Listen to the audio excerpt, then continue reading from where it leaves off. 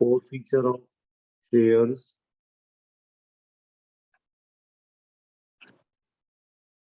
originally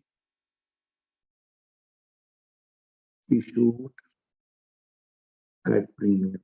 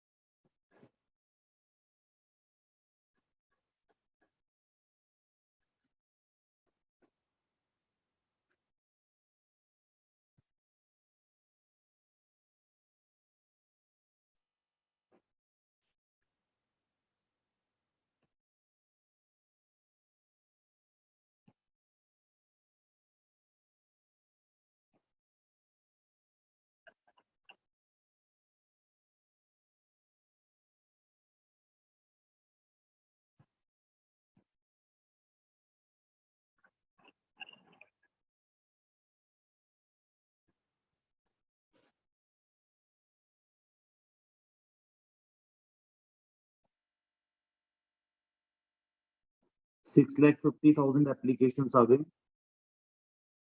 हमने share offer करे थे 5 लाख। ओवर सब्सक्रिप्शन का क्वेश्चन है। बोर्ड ऑफ डायरेक्टर्स ने कैटेगरीज बनाई। 100% to the applicants for 4 lakh shares. उन्होंने कहा जो 4 लाख शेयर्स अप्लाई कर रहे हैं उनको 4 लाख शेयर्स अलॉट किए जाएं। तो हमने यहां से फुल सब्सक्रिप्शन की कैटेगरी बना दी। अब हमारे पास एप्लीकेशंस अभी भी बच गई 2.5 लाख और शेयर्स हमारे पास पड़े हैं 1 लाख। अब वो कह रहा है 50% to the applicants of 2 lakh shares. इसमें से जो 2 लाख शेयर्स मांग रहे हैं उनको 1 लाख शेयर दिए जाएं। यहां हमने प्रोराटा कैटेगरी बना करके 2 लाख वालों को 1 लाख शेयर्स दे दिए। अब हमारे पास 50,000 शेयर्स बच गए और यहाँ से एप्लीकेशंस हमारी 0 हो गई हैं। तो वो कह रहा है no allotment to the applicants for 50,000 वालों को हम कोई भी अलॉटमेंट नहीं करेंगे। तो ये कैटेगरी हमारे लिए हो गई रिजेक्ट की। अब जब हम प्रोराटा का क्वेश्चन और यानी मींस ओवर सब्सक्रिप्शन का न्यूमेरिकल करते हैं तो ओवर सब्सक्रिप्शन की न्यूमेरिकल के अंदर हमें पहले एक एनालिसिस टेबल बनाना होता है। एनालिसिस टेबल के बाद हम आगे अपना क्वेश्चन सेकंड टेबल से अमाउंट ड्यू और अमाउंट रिसीव्ड निकाल करके फिर हम आगे कंटिन्यू करेंगे। Category shares applied, shares allotted, application money received, application money due, excess money, money adjusted on allotment and money refunded.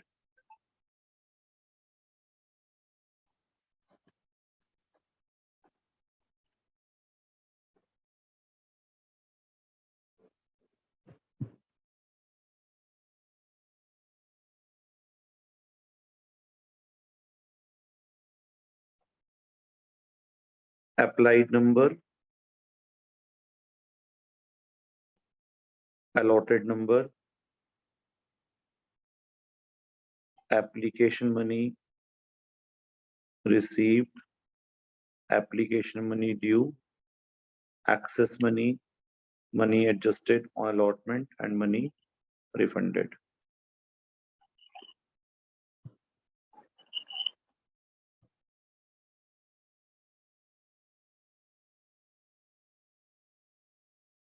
Full, pro rata, reject. Full में 4 लाख वालों को 4 लाख, 2 लाख वालों को 1 लाख, 50,000 वालों को 0। एप्लीकेशन मनी क्वेश्चन के अंदर ₹4 की है। 4 into 4 16 lakh।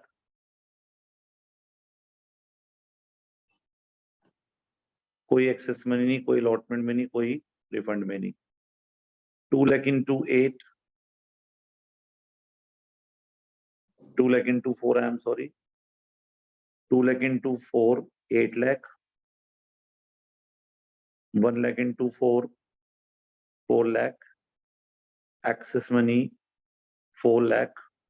प्रोराटा की जो एक्सेस मनी है वो अलॉटमेंट में चली जाती है। अलॉटमेंट का साइज देखना होता है, 1 lakh शेयर्स हैं और हमारी अलॉटमेंट मनी पर share application money I am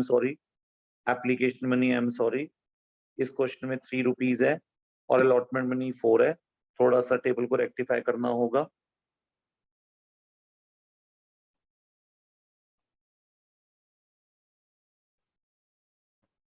four into three 12 lakh,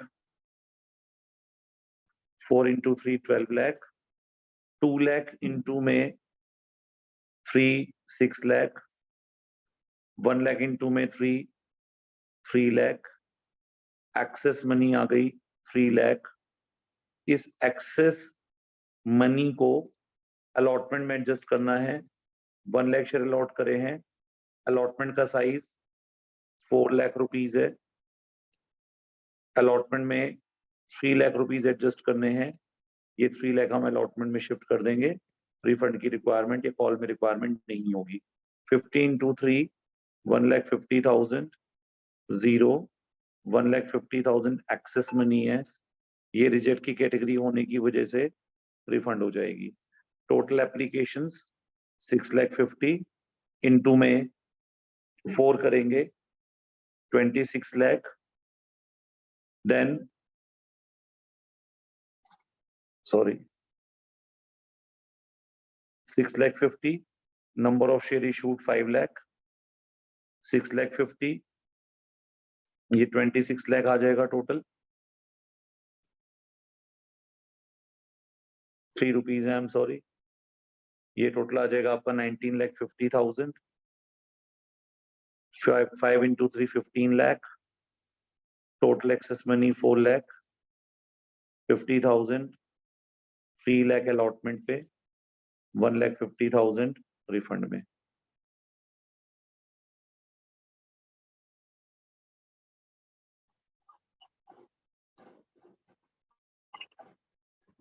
second table बनाएंगे।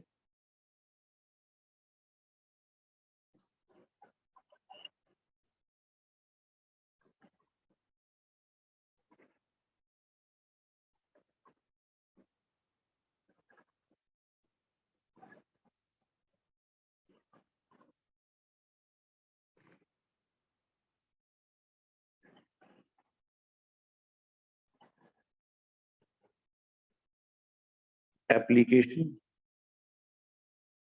Allotment, first and final call, ₹3, 4 में 1 प्रीमियम,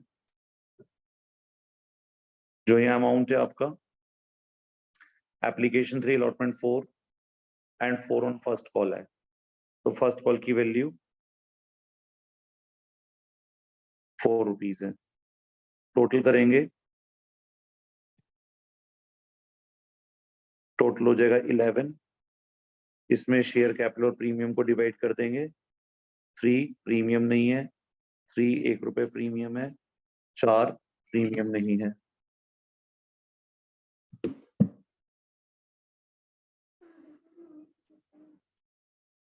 ₹10 शेयर कैपिटल है, ₹1 सिक्योरिटी प्रीमियम है।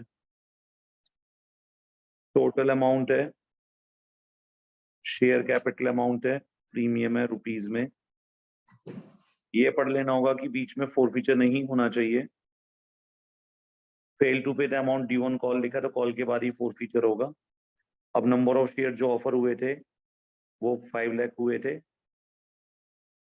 5 lakh into 3 15 lakh, 5 lakh into 4 20 lakh, 5 lakh into 4 20 lakh, then 5 into 3 15 lakh, 5 into 3, 15 lakh, 5 into 4, 20 lakh,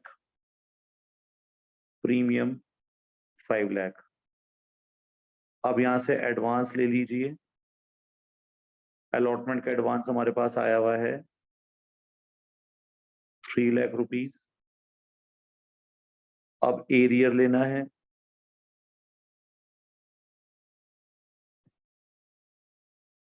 arrear पे वो कह रहा है call नहीं मिली। नंबर ऑफ शेयर हैं उसके पास 800।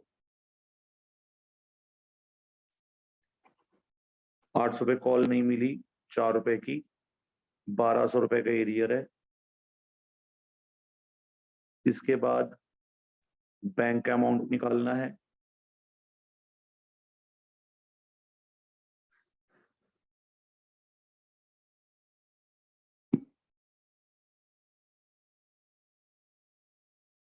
ओवर सब्सक्रिप्शन की वजह से बैंक का अमाउंट आएगा 19,50,000। अलॉटमेंट का अमाउंट आएगा 20 lakh, minus advance 3 lakh, 17 lakh. Call not received का अमाउंट आएगा 20 लाख, माइनस 1200, 19 लाख 98,800।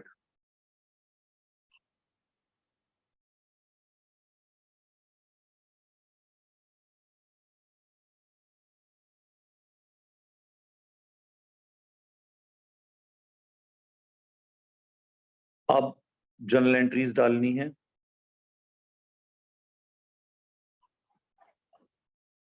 सर, एक सेकंड होल्ड रखें।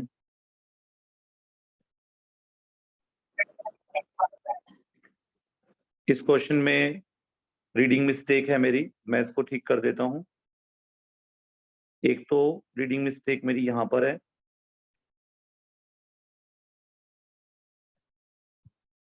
जो एरियर कर रहा है वो 1000 शेयर्स हैं यहां पर एक होल्डर के पास। उसने अपनी कॉल मनी पे नहीं करी है और एक लाइन मिसरीड लेफ्ट ओवर होगी मेरे से। 500 शेयर्स हैं कैटेगरी 1 के अंदर, जिसने अपने पूरा अमाउंट अलॉटमेंट के साथ दे दिया, यानी कॉल्स इन एडवांस भी है इस क्वेश्चन के अंदर। तो यहाँ पर एक कॉल्स इन एडवांस का कॉलम हमने खोला हुआ है पहले यहाँ पर। तो एक हमें एडवांस और लेना होगा। ये एडवांस तो टेबल से आ रहा है। एक एडवांस और है जहां पर 500 शेयर का एक होल्डर है, उसने अपनी कॉल मनी का 2000 रुपीज जो उसको फर्स्ट कॉल पे देना था, वो उसने अमाउंट हमें फर्स्ट कॉल का अमाउंट भी अलॉटमेंट पे दे दिया। यानी अलॉटमेंट पे 30,000 तो ऊपर से एडवांस ऑलरेडी अलॉटमेंट के आए हुए हैं। लेकिन अलॉटमेंट में हम ऐसा भी कर सकते हैं कि इसको हम अलग से ही कॉल्स एडवांस में डाल लें, उस एडवांस में ना रख करके हम यहाँ पर कॉल्स एडवांस का कॉलम भी बना सकते हैं अलग से। 500 शेयर है, उसने अपनी कॉल का पैसा अलॉटमेंट पे दे दिया, तो 500 इंटू 4 2000। उसने जो कॉल पे नहीं दिए, कॉल पे देने थे, उसने अलॉटमेंट के साथ हमें एडवांस दे दिए 2000। और इसका जो एरियर का अमाउंट है वो 1000 शेयर के ऊपर 1200 नहीं आएगा, वो 1000 शेयर पे 4000 आएगा। अब हम बैंक का अमाउंट निकालेंगे एप्लीकेशन का, तो दैट इज 19,50,000। अलॉटमेंट का रिसीव्ड अमाउंट निकालेंगे तो 20 लाख में से 30,000 पहले आए हुए हैं, 19,70,000। 19,70,000 में 2000 एक्स्ट्रा आ रहे हैं हमारे पास, तो 19,72,000 रुपीज अलॉटमेंट मनी रिसीव होगी।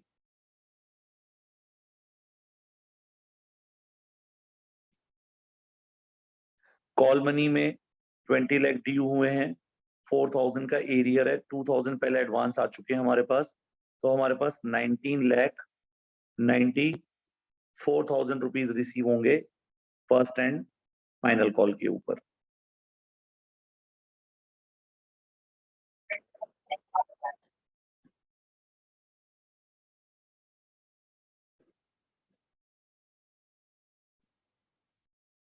First entry will be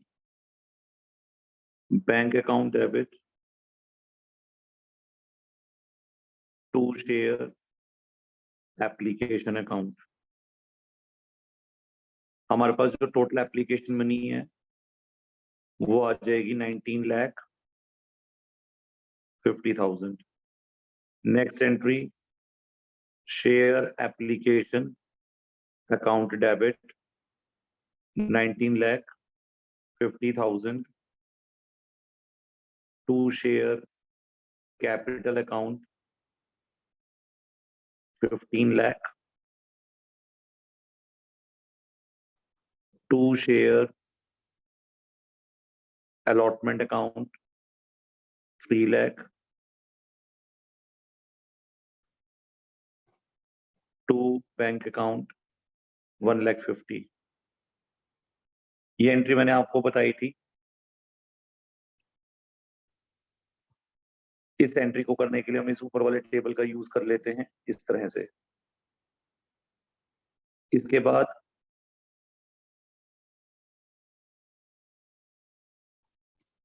next entry share allotment account debit to share capital account to security premium reserve account. Allotment का total amount due 20 lakh, 15 lakh capital के और 5 लाख सिक्योरिटी प्रीमियम रिजर्व के.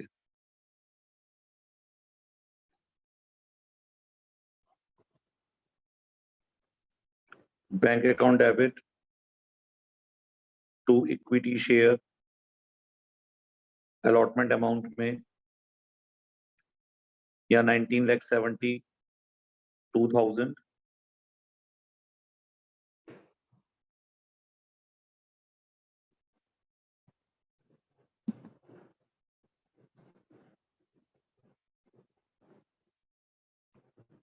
Allotment account 20 lakh से था. 30,000 allotment पहले ही credit हो चुका है. यहां पर 19,70,000 आ गया. 2,000 जो एक्स्ट्रा आ रहे हैं वो कॉल्स इन एडवांस अकाउंट में 2,000 क्रेडिट हो जाएगा. इसके बाद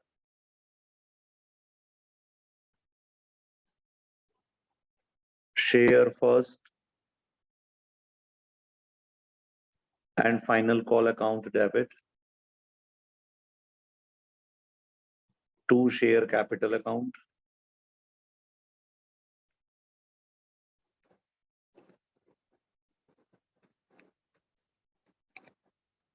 देन हम फर्स्ट कॉल को रिसीव करेंगे.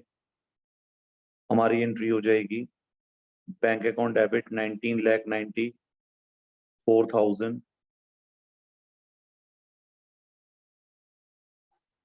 to share first and final call account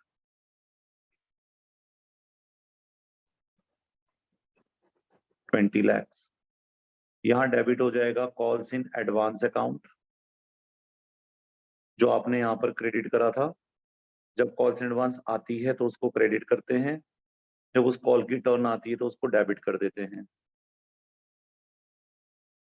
and calls in arrear account को भी डेबिट कर देंगे हम लोग. जितना अमाउंट है उसका 4,000.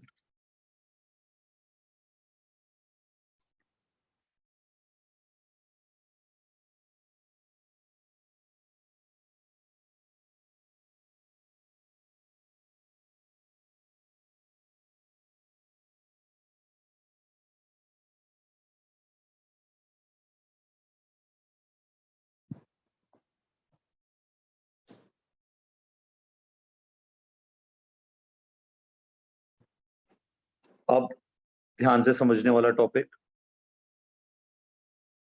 Not much change but still.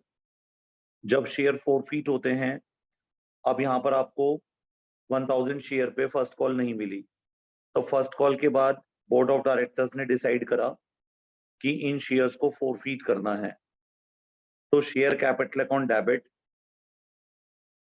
Formula था यहां पर number of share into called up,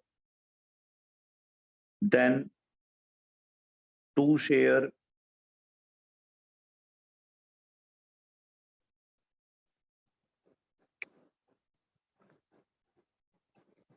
for feature account, 2 calls in areas account.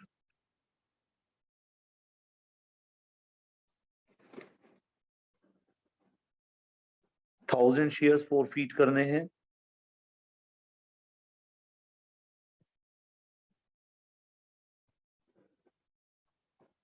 अब यहां मैंने लिखा number of share into called up value. ध्यान से देखेंगे, आपने टोटल 11 रुपए मांगे थे जिसमें 1 रुपए प्रीमियम था, 10 रुपए कैपिटल के थे, 1 रुपए प्रीमियम का है। तो जब हम कॉल्ड अप वैल्यू लेते हैं, क्योंकि यहाँ शेयर कैपिटल को डेबिट करना है, तो कॉल्ड अप वैल्यू में यहाँ 10 लेंगे ना कि 11, यानी premium is not a part of capital.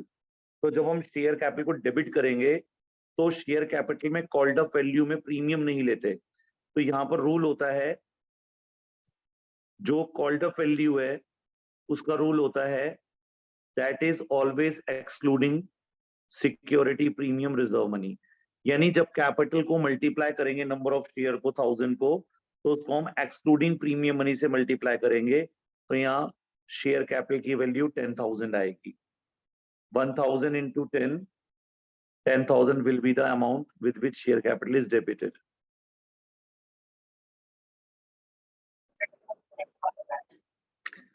अब शेयर फॉर फीचर अकाउंट के आगे वो अमाउंट लिखा जाता है जो कंपनी को ऑलरेडी एप्लीकेंट पे कर चुका होगा और वो अमाउंट कंपनी वापस नहीं करेगी।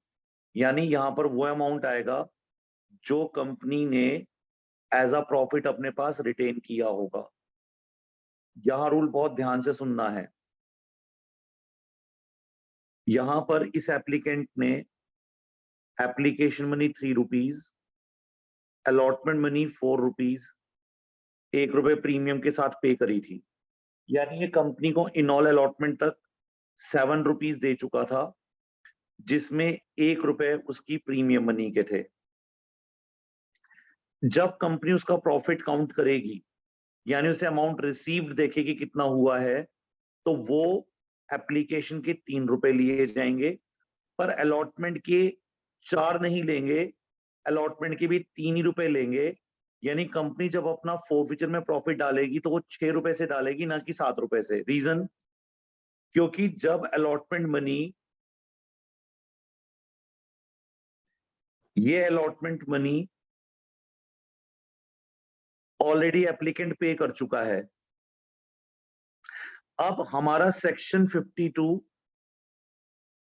का रूल ये कहता है कि जो अलॉटमेंट मनी एप्लीकेंट ने पे करी, अगर उसके साथ या कहीं पर भी जो उसने अमाउंट पे करा, अगर उसके साथ सिक्योरिटी प्रीमियम रिजर्व मनी थी, और सिक्योरिटी प्रीमियम रिजर्व मनी का अमाउंट अगर एक बारी रिसीव्ड हो जाए, जैसे कि यहाँ पर एप्लीकेंट ने एप्लीकेशन मनी दे दी, अलॉटमेंट दे दी, तो अलॉटमेंट के साथ प्रीमियम भी दे दिया, तो सेक्शन 52 ये कहता है कि security premium once received is credited to security premium reserve account.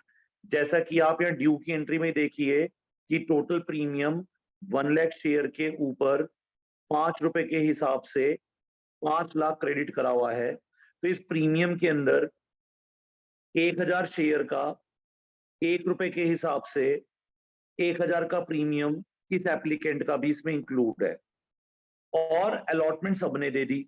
तो जो प्रीमियम की मनी थी, जो प्रीमियम की मनी थी, वो प्रीमियम की मनी ये एप्लीकेंट हमें ऑलरेडी अलॉटमेंट भी दे चुका है। तो वो ऑलरेडी प्रीमियम की मनी अलॉटमेंट अकाउंट में क्रेडिट, वो प्रीमियम जो उसने अलॉटमेंट मनी के साथ दिया वो ऑलरेडी प्रीमियम अकाउंट में क्रेडिट हो गया है। तो जो अमाउंट ऑलरेडी प्रीमियम के नाम से कैपिटल प्रॉफिट एज पर सेक्शन 52, तो अगर मैं दोबारा उसको 4 रुपए का प्रॉफिट लेकर 3 यहाँ ले लूं, 4 अलॉटमेंट का प्रीमियम ले लूं, अगर मैं 7 रुपए प्रॉफिट ले लूंगा, तो प्रीमियम जो ऑलरेडी एक बार मुझे मिल चुका है और मैं प्रीमियम में क्रेडिट दिखा चुका हूं, फिर मैं उसको यहाँ दोबारा प्रॉफिट में क्रेडिट करूंगा फोरफीचर वाले में, तो डुप्लीकेशन ऑफ प्रॉफिट हो जाएगा। इसलिए यहाँ 4 रुपए ना लेकर के 3 रुपए का ही अमाउंट आप कंसिडर करेंगे। यानी रूल ये हुआ कि अगर आपको फोरफीचर करने के पहले, यानी फोरफीचर करने के समय पर यदि आपको फोरफीचर से पहले कोई भी प्रीमियम मनी रिसीव हो गई है, तो वो फोरफीचर के प्रॉफिट में ऐड नहीं होती है, क्योंकि वो ऑलरेडी प्रीमियम अकाउंट में ट्रांसफर हो चुकी है। तो मैं यहाँ पर 1000 शेयर पर 6 रुपए के हिसाब से प्रॉफिट काउंट करूंगा, 6000, और एरियर आप देख ही रहे हैं कितने रुपए का है उसका, 4000 रुपए का। तो एरियर तो 4000 ही आएगा, जो उसने कॉल पे हमें पे नहीं करा। तो रूल बना कि जब कैपिटल अकाउंट को डेबिट करते हैं प्रीमियम वाले क्वेश्चन में, तो विदाउट प्रीमियम करते हैं, कॉल्ड अप में प्रीमियम इंक्लूड नहीं करते। और जब शेयर का फोरफीचर का प्रॉफिट लेते हैं, तो उसमें अगर प्रीमियम ऑलरेडी रिसीव्ड है, तो उसको एक्सक्लूड करके बाकी दिए हुए अमाउंट को प्रीमियम मानते हैं, तो प्रॉफिट मानते हैं। मींस अगर आपको जो मनी उसने पे करी अब तक, जो उसने शेयर कैपिटल हेड में पे करी होगी, उस मनी को आप अपना प्रॉफिट कह सकते हैं। जो प्रीमियम हेड में पे करे उसको प्रॉफिट नहीं कह सकते। तो 1 रुपए प्रीमियम का पे करा, ये प्रॉफिट में नहीं जाएगा। 3 जो एप्लीकेशन पे करा है और 4 अलॉटमेंट पे करा है, एक प्रीमियम का, बचे कैपिटल के 3 अलॉटमेंट पर, 3 और 3 6 रुपए कंपनी का प्रॉफिट माना जाएगा। तो 6000 रुपए फोरफीचर पे क्रेडिट होंगे यहाँ पर। तो फोरफीचर की एंट्री के 2 नियम है अभी तक। एक कॉल्ड अप की वैल्यू के अंदर प्रीमियम नहीं लेंगे, जब कॉल्ड अप कंसीडर करेंगे तो उसमें प्रीमियम नहीं लेंगे। और दूसरा नियम है कि जो प्रॉफिट निकालेंगे यहां से उसमें प्रीमियम नहीं लेंगे, अगर वो रिसीव हो चुका है। अब री इशू की एंट्री है। अब क्वेश्चन में लिखा हुआ है 800 of these shares were subsequently reissued as fully paid for 8 per share। तो रीइश्यू की एंट्री होती है bank account debit to share capital account. थोड़ा सा फोकस करेंगे अब। हमने नंबर ऑफ शेयर रीइश्यू करे 800। जब क्वेश्चन में लिखा आता है रीइश्यू के साथ फुली पेड अप, तो उसका मतलब होता है फेस वैल्यू। तो शेयर की फेस वैल्यू 10 रुपए है, तो 800 इंटू 10 कितना हो जाएगा, 8000। यानी ये शेयर वर्थ रखते हैं 8000 की। हमने इस शेयर होल्डर को कहा कि यार तू भी क्या याद रखेगा, ये share fully paid up value 10 वाले हैं, पर हम तेरे को ये शेयर 8 रुपीज में देंगे। यानी प्रीमियम का रोल नहीं है यहाँ अभी ऊपर वाले का। फुली पेड अप मतलब फेस वैल्यू। तो फेस वैल्यू 10 वाला है, पर तेरे को हम 8 में दे देंगे। तो हमने उसको ये शेयर 8 रुपए में बेच दिया, और उसका भैया तू 8 रुपए के हिसाब से 6400 हमारे बैंक में डिपॉजिट कर दे। तो उसने 6400 हमारे बैंक में डिपॉजिट कर दिए। अब मैंने 10 का शेयर 8 में दिया, तो 2 रुपए का मैं उसको डिस्काउंट दे रहा हूं। इसको हम कहते हैं डिस्काउंट ऑन री इशू। ये कंपनी के लिए कैपिटल नेचर का लॉस होता है। इसको हम अपने शेयर फोरफीचर में अर्न किए गए प्रॉफिट में से एडजस्ट करते हैं। इसलिए यहाँ पर इस डिस्काउंट के लिए डिस्काउंट ना लिख करके शेयर फोरफीचर अकाउंट डेबिट करते हैं, क्योंकि ये हम डिस्काउंट फोरफीचर अकाउंट से रिकवर कर रहे हैं इस क्रेडिट वाले प्रॉफिट में से। तो एंट्री बन गई bank account debit, forfeiture debit to share capital. अगर मैं इसको ये शेयर 10 रुपए की फेस वैल्यू का है, 8 की जगह मैं इसको 11, 12, 13, 14 एनीथिंग अबाउट 10 दे देता, तो मुझे फिर डिस्काउंट देने की जरूरत ना पड़ती। और जो मैं ऊपर एक्स्ट्रा चार्ज करता वो सिक्योरिटी प्रीमियम में जाता, जो री इशू पे प्रीमियम चार्ज माना जाता। अब हमें लास्ट एंट्री बनानी होती है जिसमें शेयर फोरफीचर अकाउंट को डेबिट करके कैपिटल रिजर्व में डाला जाता है। अब कैपिटल रिजर्व कैसे कैलकुलेट करते हैं, profit by F into R. This means हमारा जो फोरफीचर का प्रॉफिट था वो 6000 था, और फोरफीटेड नंबर ऑफ शेयर 1000 थे। हमने री इशू करे 800 शेयर, तो हमें क्या करना होगा, पहले प्रोपोर्शनेट प्रॉफिट ऑन 800 शेयर्स निकालना होगा, जो कि हमारा 4800 आ जाएगा। फिर इसमें से हम डिस्काउंट ऑन री इशू को माइनस कर देंगे, जो कि हमने दिया है 1600 का। तो हमारे पास 2400 का प्रॉफिट बचेगा। तो फोरफीचर से कैपिटल रिजर्व में 2400 रुपीज ट्रांसफर होंगे और यहाँ आंसर एंड हो जाएगा।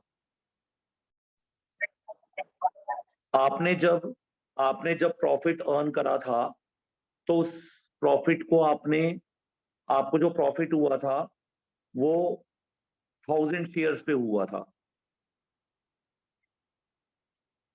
और आपने फिलहाल री इशू करे हैं 800 शेयर। तो आपको इस प्रॉफिट में से जो 6000 का प्रॉफिट है, ये 6000 के प्रॉफिट में से आपको केवल अभी री इशूड शेयर के लिए प्रॉफिट सेग्रीगेट करना है। तो 6000 का पी फॉर प्रॉफिट है, एफ मतलब फोरफीटेड नंबर ऑफ शेयर 1000 इनटू में रीइशूड नंबर ऑफ शेयर 800। तो 800 शेयर का प्रॉफिट 4800 आएगा, क्योंकि मुझे इस 6000 में से 6000 का जो प्रॉफिट है 1000 शेयर का, इसमें से मुझे 200 शेयर का प्रॉफिट यानी 1200 रुपए का प्रॉफिट अभी रखना पड़ेगा अपने पास फोरफीचर अकाउंट के क्रेडिट बैलेंस में, क्योंकि जब ये बचे हुए 200 शेयर री इश्यू होंगे तो उसको भी तो डिस्काउंट देना पड़ेगा। तो उसको हम ये 1200 तक का डिस्काउंट दे पाएंगे। तो हमने क्या करा, 800 का प्रॉफिट फिलहाल ले लिया, 200 का बैलेंस में छोड़ दिया, और 800 के प्रॉफिट में से जो 800 शेयर पे डिस्काउंट दिया वो माइनस करके रिजर्व में अमाउंट ट्रांसफर कर लिया।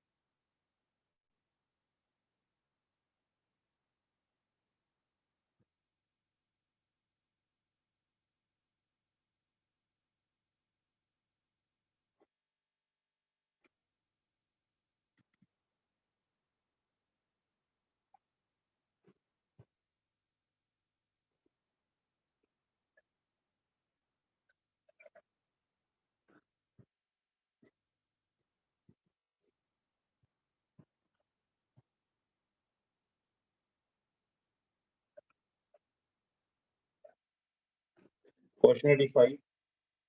They limited forfeited 800 share of 10 each, issued a premium of 20% to be paid at the time of allotment on non-payment of final call of 2. इस क्वेश्चन को करने के लिए थोड़ा सा एक टेक्निक लगानी होती है।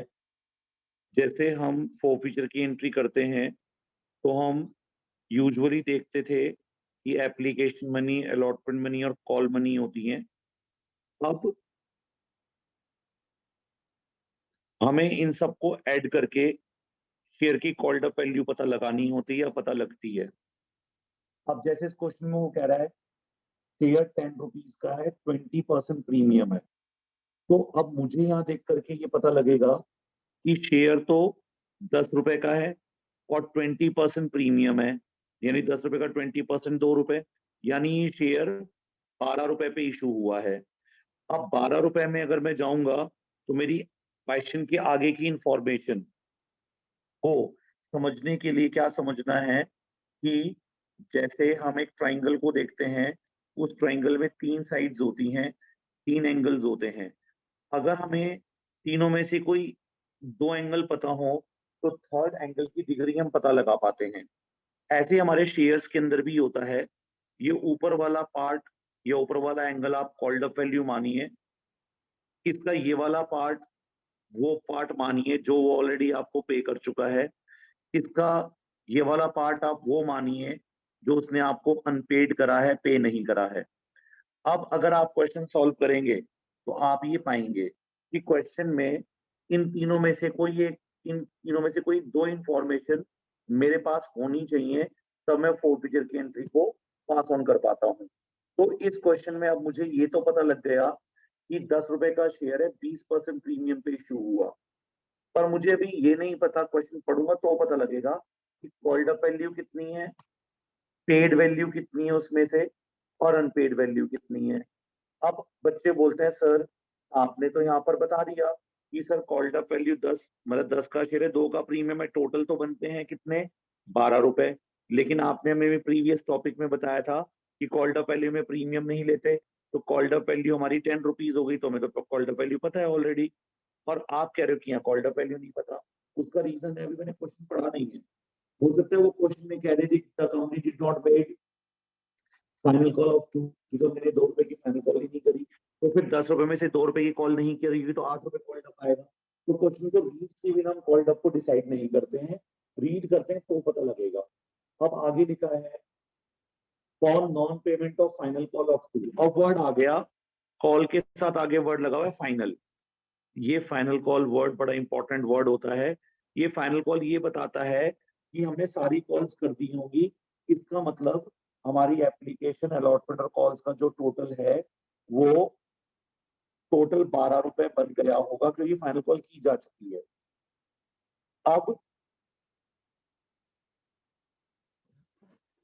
वो कह रहा है 2 रुपए की फाइनल कॉल उसने में पे नहीं करी, तो मैं बता दिया उसने फाइनल कॉल 2 रुपए की पे नहीं करी है उसने। इसका मतलब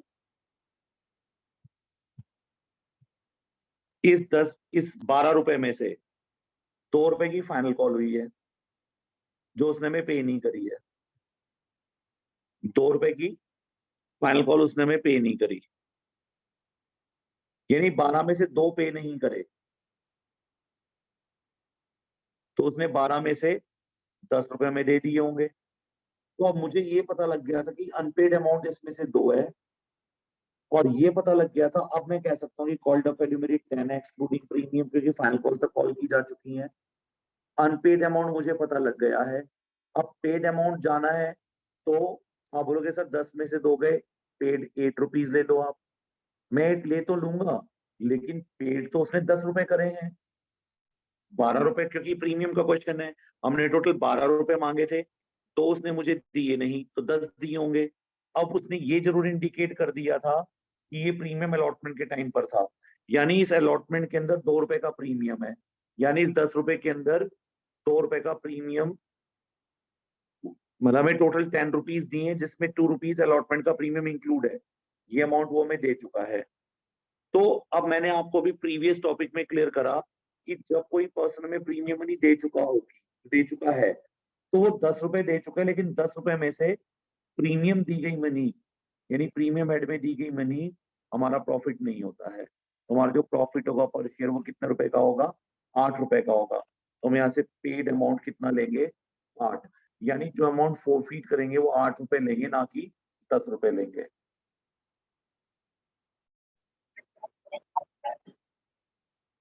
तो जब मैं फोरफीचर की एंट्री डालूंगा तो पहला मैं नियम लगाऊंगा शेयर कैपिटल के ऊपर।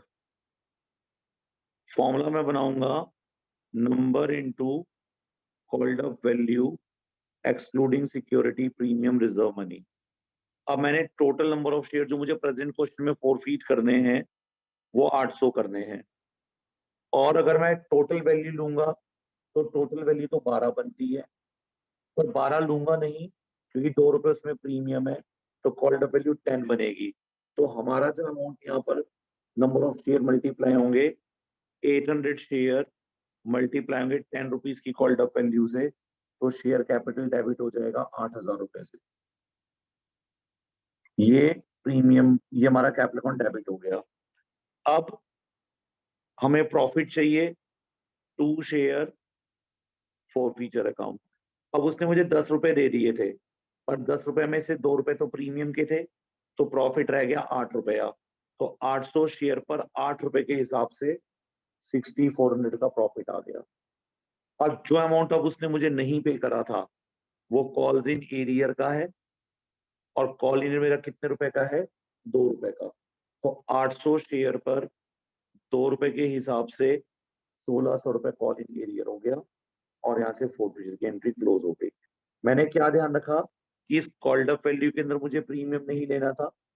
दूसरा मैंने ये ध्यान रखा कि ये जो फोरफीचर अकाउंट में क्रेडिट कर रहा हूँ इसमें मुझे विद प्रीमियम प्रॉफिट नहीं लेना, विदाउट प्रीमियम प्रॉफिट लेना है, और यहाँ एंट्री ऐसे क्लोज हो जाएगी फोरफीचर की।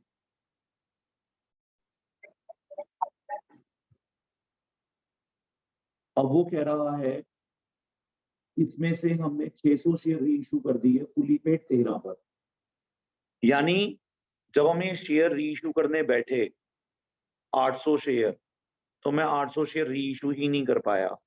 यानी मेरे को केवल एक पर्सन मिला होगा जिसको मैंने केवल 600 शेयर ही री इशू करे।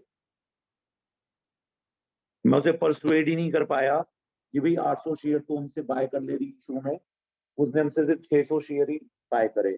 अब क्वेश्चन में लिखा है, यहाँ पर फॉर्मूला होता है number into paid up value. अब जब फुली पेड अप लिखा आता है तो fully paid up face value के बराबर बन जाता है। तो हमारे 600 शेयर हैं, 10 रुपए पेड अप वैल्यू है, तो ये अमाउंट हमारा आ जाएगा यहाँ पर कैपिटल का 6000 रुपया।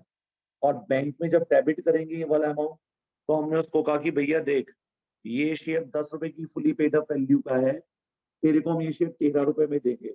बोलते भाई साहब महंगे में दोगे? तो हमने कहा भाई महंगे में ही देंगे, लेना है ले ले, नहीं लेना मत ले। उसने कहा नहीं यार शेयर तो लेना पड़ेगा, अच्छी कंपनी का शेयर है।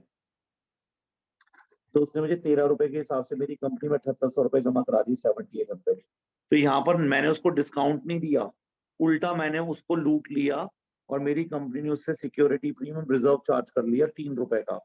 तो 600 शेयर पर 3 रुपए के हिसाब से 1800 रुपए सिक्योरिटी प्रीमियम रिजर्व में चले जाएंगे। जब रीइश्यूड प्रीमियम होता है तो ये हमारे लिए विन विन सिचुएशन होती है, क्योंकि प्रॉफिट भी सेव होगा 6400 रुपीज का हमारे पास, और हमें डिस्काउंट भी नहीं देना पड़ेगा, तो दोनों तरफ से हमारा ही फायदा हो जाएगा। पर क्योंकि हमने सारे शेयर रीइश्यू नहीं करे हैं, तो हम फॉर्मूला लगाएंगे P by F into R का, profit by forfeiture into reissue का। तो मेरे पास प्रॉफिट है यहाँ पर कितने रुपए का, 6400 का, पर मैंने जो शेयर फोरफीट करे हैं वो 800 करे हैं। मैंने री इशू करे 600 शेयर, तो मैं प्रोपोर्शनल प्रॉफिट 600 शेयर का लेकर के चलूंगा अभी। तो ये प्रॉफिट आएगा 4800। इस प्रॉफिट में से हम डिस्काउंट ऑन री इशू को माइनस करते हैं, पर आप देखें इस प्रेजेंट क्वेश्चन में हमने री इशू किया ही नहीं, री इशू डिस्काउंट पे किया ही नहीं है, प्रीमियम पे री इशू करा हमने। तो यहाँ पर तो हमारे 48 के 4800 रुपीज 600 शेयर के बच गए, ये कैपिटल रिजर्व में चले जाएंगे। तो लास्ट एंट्री हो जाएगी share forfeiture account debit to capital reserve. इस तरह से हम ये शॉर्ट आंसर क्वेश्चन को कंप्लीट करते हैं।